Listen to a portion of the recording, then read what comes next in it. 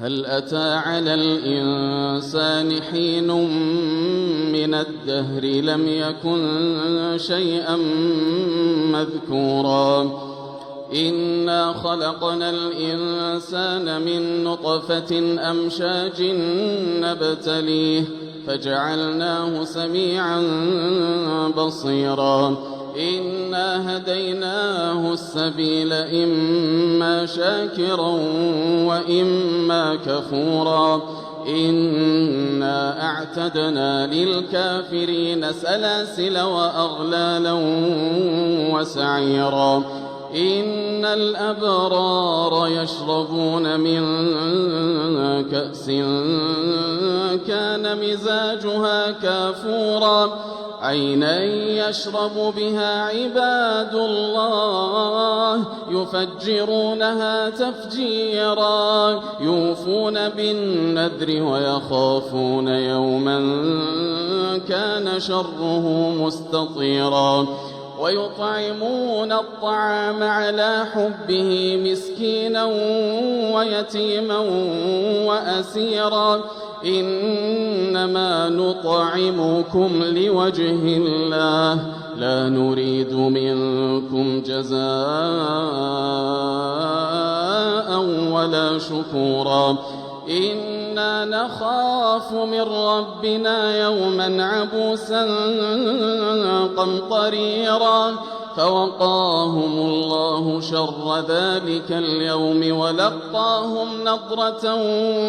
وسرورا وجزاهم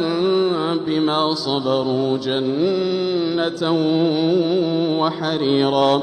متكئين فيها على الأرائك لا يرون فيها شمسا ولا زمهريرا ودانية عليهم ظلالها وذللت قطوفها تذليلا ويطاف عليهم بآنية من فضة وأكواب كانت قوارير من فضة قدروها تقديرا ويسقون فيها كأسا كان مزاجها زنجبيلا عينا فيها تسمى سلسبيلا ويطوف عليهم ولدان مخلدون إذا رأيتهم حسبتهم لؤلؤا منثورا وإذا رأيت ثم رأيت نعيما وملكا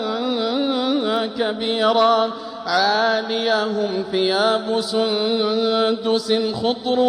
واستبرق وحلوا أساور من فضة وسقاهم ربهم شرابا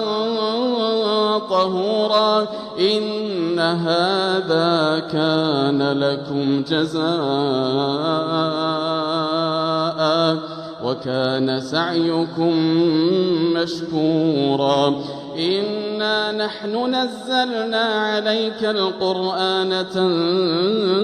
تنزيلا فاصبر لحكم ربك ولا تطع منهم آثما أو كفورا واذكر اسم ربك بكرة وأصيلا ومن الليل فاسجد له وسبحه ليلا طويلا إن هؤلاء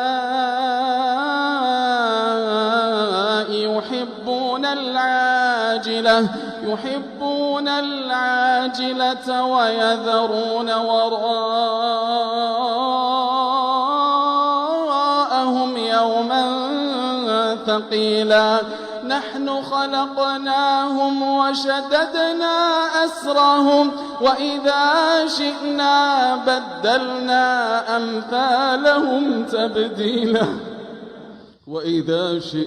بدلنا أمثالهم تبديلا إن هذه تذكرة فمن شاء اتخذ إلى ربه سبيلا وما تشاءون إلا أن يشاء الله إن الله كان عليما حكيما يدخل من يشاء في رحمته والظالمين أعد لهم عذابا أليما.